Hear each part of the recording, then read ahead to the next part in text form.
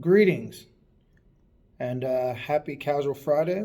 Welcome to the web based version of the Amazon Realignment Panel as presented to you by Amazon, moderated by me, Trinell Banks.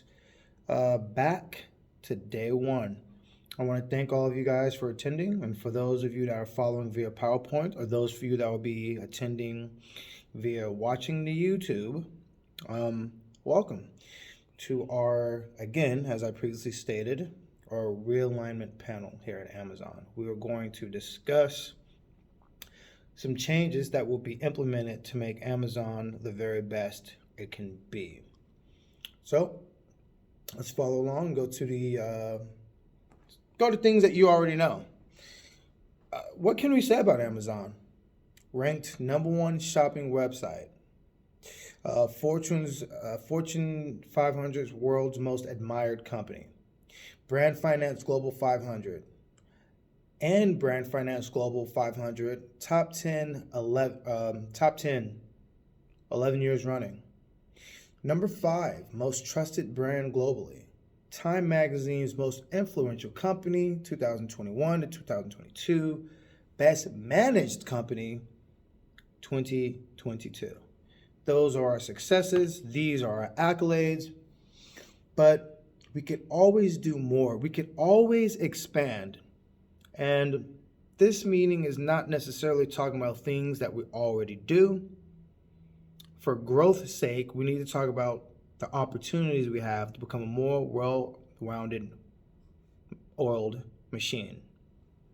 Well-oiled, well-rounded. Whatever nomenclature floats your boat is how we're going to go. Now, it is true, we do have an opportunity to improve. And as you guys already know, each year, Fortune Magazine publishes a most admired list of the top companies in the United States. The firm's rated on 8 dimensions: innovativeness, quality of management, long-term investment value, social responsibility to the community and the environment, people management, quality of products and services, financial soundness, wise use of corporate assets. We are an international company, so we are also rated on a 9th dimension known as doing business globally, which clearly we are crushing it. However, there is one dimension that is open to critique, that is open to different types of implementations and processes created to realign the company back on the trajectory to be the very best it can be. And one of these dimensions that I dare say that we're underperforming and is people management. Guys, I'm going to tell you straight up, we have an opportunity to improve. Motivation is described as the set of forces that causes people to engage in one behavior rather than an alternate behavior. Guys, your number one goal as a leader is to motivate. That's your number one goal. Obviously, safety is implied. Motivation is number one. Staff retention that directly correlates to people management continues to be an opportunity that we must and will address. All right? Now, if people management is left unchecked, a myriad of issues could arise if the management of people is not improved. Recently here at Amazon, after receiving employee feedback, one of the biggest sources of contention seems to be conflict among roles, role conflict. And role conflict actually manifests greatly when it comes to time crunching, or crunching time, or time deadlines and things like that. We're going to get into it.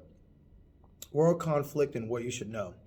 With unprecedented growth comes growing pains. The most common issue that Amazon FC is facing today is a term known as role conflict. Role conflict occurs when a person is expected to fulfill two incompatible roles. This, as you know, increases stress and decreases motivation, which directly affects the level of work engagement, which then produces negative performance related to outcomes. So I'm going to tell you, I'll give you an example right now. Where are my area managers at? Raise your hand. Okay. what's one of the biggest issues that area managers face? The area manager has to do a multitude of things, but we'll give you a short version. A, they have to run the meetings. B, they got to make sure the business is doing well. C, they got to make sure everybody is safe, which is actually 1. So 1C, make sure everybody is safe. On top of that, what are the other things that you got to do along with keeping up with KPIs, key performance indicators, and business matrix, a measurement of how well the business is doing? You got to remember birthdays. You got to follow the safety rules. You got to escort associates up and down. You got to take them to HR. You have to do 8 or 9 different things. And that's where role conflict comes into play. Now, we're going to talk about the org structure and why it's relevant to what is going on. The Amazon Fulfillment Engine, also simply known as AFE, uses a matrix organizational structure, centralized. It is a cross-collaborative effort to position the right people and the right teams. Now, that is the structure that we're currently working. The structure, design, and culture. AFE's centralized organizational structure ensures that vital decisions are made by executive leadership team and is then distributed down the chain of command. The structure creates a range of control over the business processes, while the culture enforces a bias for action and ownership. That's why Amazon has a subset of rules plastered all over the walls. It's called the 16 leadership traits. Due to the 16 leadership traits that are indoctrinated in every associate and team member's mind, it coincides with the hustle and bustle and the sometimes often pressure cooker mentality that we have here at Amazon. However, a drawback to this structure is what was mentioned earlier. The amount of time to make decisions is sharply decreased, and that's where role conflict comes in. The current structure is responsible for the gross profit, which increased last date known, December 31st, 2022, a 16.47% yearly increase. But at what cost? Our turnover rate is nearly double the industry average, and that causes a lot of confusion and frustration, mainly over job responsibility and management. High turnover rates, the endless line of managers, the forming stage for creating effective groups and small teams never appropriately comes together.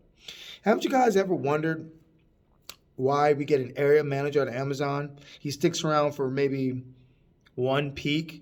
And for you guys that don't know, peak is basically a quarter that starts after Thanksgiving and lasts till 3 or 4 days after the New Year's, in which consumers increase their purchasing aptitude by at least, I'd say, 20 to 30%.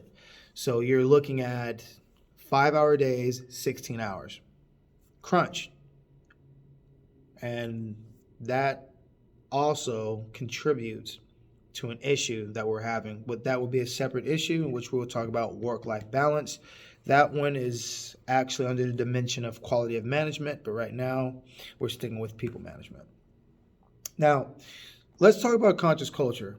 At this point in time, Amazon is not embodying the core principles needed to be considered a conscious culture-driven company.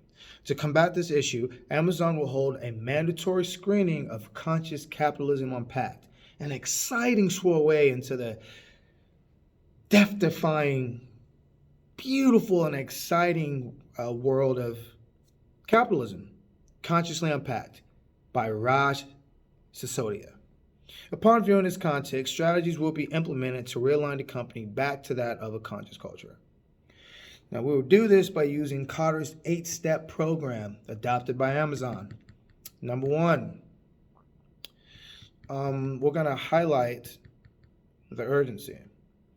Amazon is experiencing record growth regarding profit. Now our staff needs to grow as well. To truly be the best company, change must take place. Steps 2 through 4. Step 2, build the team. And change starts directly with the floor manager. The leader will communicate change and lead by example for others to follow. Step 3, leadership will share with the team its vision of how things should and will be from now on. Step 4, from day 1 onboarding to your 30, 60, 90, 120-day evaluation, We will espouse servant leadership, conscious culture, and implement these processes on an everyday basis. Steps 5. The reason for the change is simple. Amazon is not only interested in making profits, but Amazon also wants to provide a better world for all the people. After all, organizations like us cannot exist without people. Step 6. Amazon will then implement and incentivize a new program in which an associate of all levels will have 30 days to demonstrate growth within a company. That growth in the company is not only picking up, new subsets of skills and new areas to master, but also demonstrates your growth in learning and understanding in conscious capitalism and servant leadership. Per every 30 days, if this standard is met, Amazon will cover full tuition assistance for a standard period of time. I said it backwards. We'll cover a standard class hour time. So if you go to, let's say, California State, San Bernardino, and you take a class in the wintertime, that entire class will be covered by Amazon. Steps 7 and 8. These processes will be measured using a complex algorithm that includes KPIs, key performance indicators, Amazonian matrix, a measurement of how well the building is doing altogether, as well as anonymous employer surveys. Now, the surveys will be distributed through, and this is going into step 8, it will be everywhere. You'll see flyers, you'll see pamphlets, you'll see literatures, you'll see it on the wall, you'll see paintings. You'll also get automatic messages sent to you asking you specific questions when you clock in for break, clock out for the shift, when you clock in, period. And obviously, salaried managers will receive this information through emails. Guys, in closing, it's important to know that conscious capitalism is a philosophical style of running a business. Us as leaders should always look toward fixing the bigger issues. The biggest issues is taking care of our people and making a world better for everybody, including them. Stakeholders should not only concern themselves about their income and about bonuses, but also about improving and influencing the community and the lifestyle of our employees and those around you. Amazon has seen significant growth. We are now entering a long-term commitment to building a company of values with values. And ladies and gentlemen, we will be successful. Thank you for your time. If you have any questions, you can send me a private email, and I'll be on the stream for 10 to 15 minutes or however long necessary it is, so I may remedy the confusion that you may or may not have. Thank you for your time.